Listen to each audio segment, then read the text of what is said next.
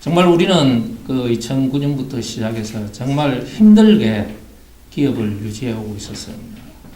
신화조선을 한번 살려보고자, 중소조선을 한번 살려보고자 결의를 하고 통영시와 통시의회 그리고 경남도의회, 경남도까지 힘을 합쳐서 정말 건의서도 만들고 대정부 투쟁도 하였습니다. 간담회도 진행하였습니다. 간담회를 진행하면서 여러 가지 무역공공사가 잘 못하고 있는지만 지적을 하고 그 부분에 대해서 최선을 다해달라고 경남도에서 요청도 하고 공문도 전달했습니다. 그렇지만 돌아오는 대답은 여지껏 했던 말에 대한 변명과 책임성 없는 이야기로 일관하였습니다. 정말 입에 발린 듯이 무역공공사는 공사의 입장만 가지고 이야기를 하고 자기네들은 수치만 가지고 할 수밖에 없다는 말을 갖다 되풀이하고 있고 여태까지 노동조합과의 어떠한 마찰을 갖다가 두려워해서 정말 그걸 피하고 싶었다고 이야기를 하더라고요. 그러면서 작년 12월 31일까지 M&A를 갖다가 완성하겠다는 그 약속을 저버리고 갑자기 3월 달에 와가지고 3월 초순경에 이후 워크아웃 연장은 없다. 퇴직금도 지급을 담보할 수 없다는 입장을 갖다 밝혔습니다. 네, 오늘 바쁘신 와중에도 신화SB에 대한 관심을 가지고 이렇게 많이 참석해 주신 기자분들께 고개 숙여 감사드립니다. 고맙습니다. 지금까지 채권단에서는 여러 곳에서 인수의향서를 제출하였다고 했습니다. 그러나 채권단과 그 인수 후보자들의 비밀약정 협약이 체결되어 있기 때문에 그 대상자가 어딘지를 공개하지 않는다고 하였습니다. 그러나 그 와중에도 1차적으로 제니스 해운이라는 곳과 MOU까지 체결한 적이 있습니다. 그런데 그곳에서 그 매각 대금의 원래 10%를 증거금으로 납부를 하고 M&A를 진행해야 되는데 돈이 없다는 관계로 3%까지 낮춰달라고 해서 채권단에서 매각 대금의 3%까지 낮춰주었습니다. 그럼에도 불구하고 끝내 증거금을 내지 않아서 무산되었고요.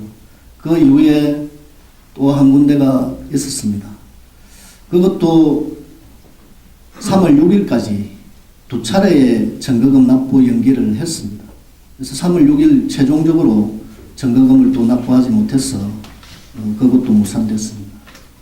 그리고 지금 노동조합이 어떤 인수 후보를 찾는지에 대한 질문은 저희들도 실질적으로 어떤 한계에 있습니다. 저희들이 나서서 어떤 후보를 찾기는 좀 힘들고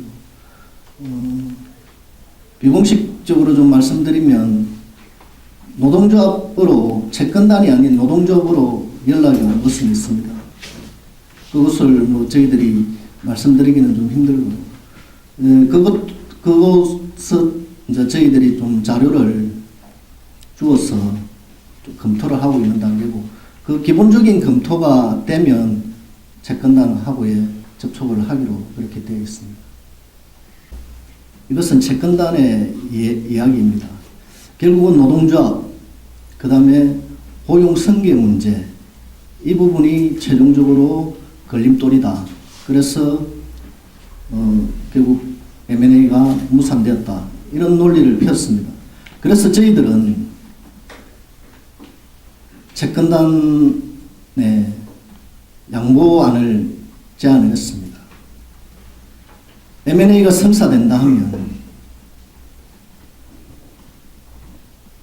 구조조정도 희망퇴직도 받아들이겠다는 겁니다. 그리고 인수자가 인수를 하고 난 이후 신규 수주를 하게 되면 작업을 시작하기까지 최소 10개월에서 1년이 걸립니다. 그 기간 동안 지금 현재 유급 휴직을 하고 있는 전체 직원들에 대해서 무급 휴직도 하겠다고 얘기했습니다. 그리고 단협에 대한 내용도 양보하겠다고 했습니다. 그리고 나머지 또 필요한 부분이 있다면 협의하겠다고 했습니다. 저희들은 다 주었습니다. 회사 비전은 회생 방안은 이미 회사에서 그리고 채권단에서 마련해서 법원에 제출한 걸로 알고 있고요. 법정관리 신청 제목을 보면 회생 개시 신청으로 그렇게 채권단에서 법원에 제출한 걸로 알고 있습니다. 지금까지 채권단은 저희들이 요구인 신규 수주에 대한 RG 발급을 저희들은 요구를 해왔습니다.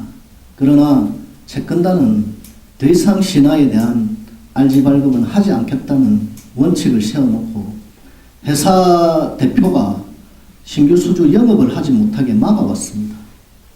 저희가 수주할 때는 저 배가 6천만 불 이상 금액으로 수주를 했습니다.